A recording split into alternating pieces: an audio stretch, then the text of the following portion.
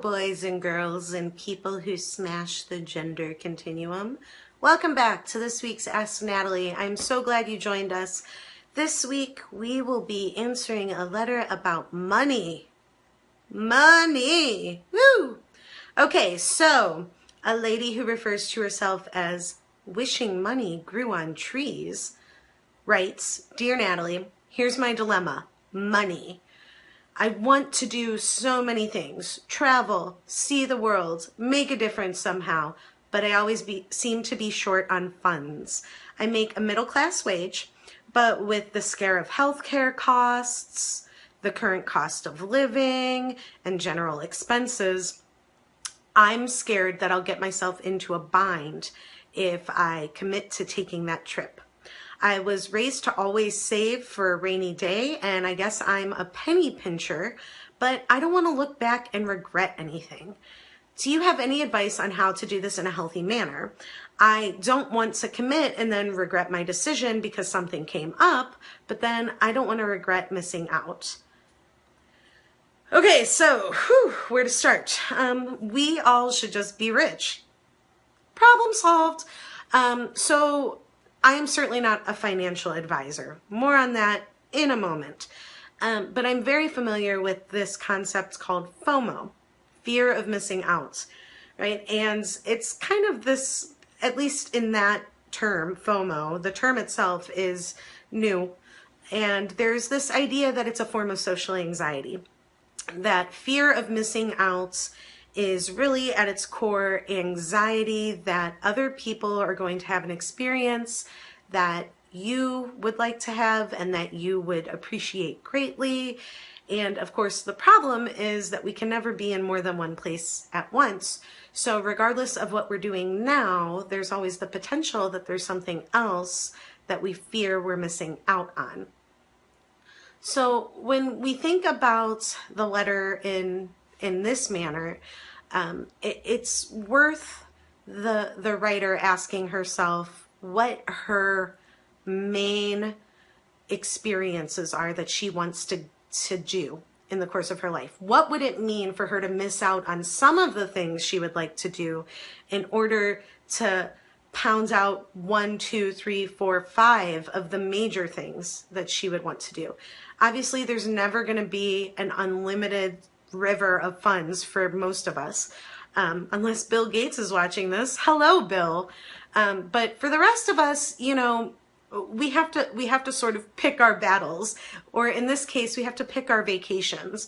So I encourage the writer to really think about what are the key experiences that she thinks are most important to her, and to make that decision in terms of what do these experiences mean for her life, what she values, what she wants to accomplish in her life, so that she's ensuring she's making the most meaningful decision when she decides she's going to go on these 3 really big trips, instead of sort of pining for a bunch of different trips, some of which may not be that important or valuable after all. So once the writer sits down and figures out which experiences she really, really, really wants to have, then it's time to consult a financial advisor, or at least a really knowledgeable friend who can help her invest and save and make a budget and stick to it so that she's consistently building her travel experience fund. And that's difficult. And I think it's worth going into that endeavor knowing that there's going to have to be some degree of patience involved, because unless she wins the lottery or she's Bill Gates, which she probably isn't, she's probably going to have to wait a while to get enough money in her coffers to go on these experiences. So yeah, work with somebody who can help you come up with a really good strategy for saving, for budgeting, and for socking money away, while, of course, not sacrificing your rainy day fund, and not sacrificing money that may need to go toward everyday living expenses, healthcare, unexpected emergency spending, that sort of thing. I know there's a few apps even that help folks invest in a very inconspicuous way. I use one called Acorns, and what it does is every time I use my credit card or my bank debit card, it rounds up to the nearest dollar. So if I make a purchase for $11.89, this Acorns app will then take 11 cents, round my purchase up to an even $12 and take the 11 cents difference and invest it into a portfolio that I've chosen. And that's a really nice way to do it, because I certainly don't notice the difference, and it's working in the background and I don't have to think about it. And there are a lot of other apps like this, especially if you consult a professional. They'll be able to direct you for the ones that make the most sense for your region, for your budget, for your income level, that sort of thing. And then, I think it's lastly worth considering the emotion that we get from different experiences. I think oftentimes the reason why we want to go on different travels is because we're in search of a particular emotional experience. We're looking for a sense of freedom or a sense of wonder or a sense of awe. And so sometimes it's not quite the same as going on a big life-changing adventure, but sometimes if we can find a reasonable facsimile that helps recreate that emotion, we won't need the big travel experience as much.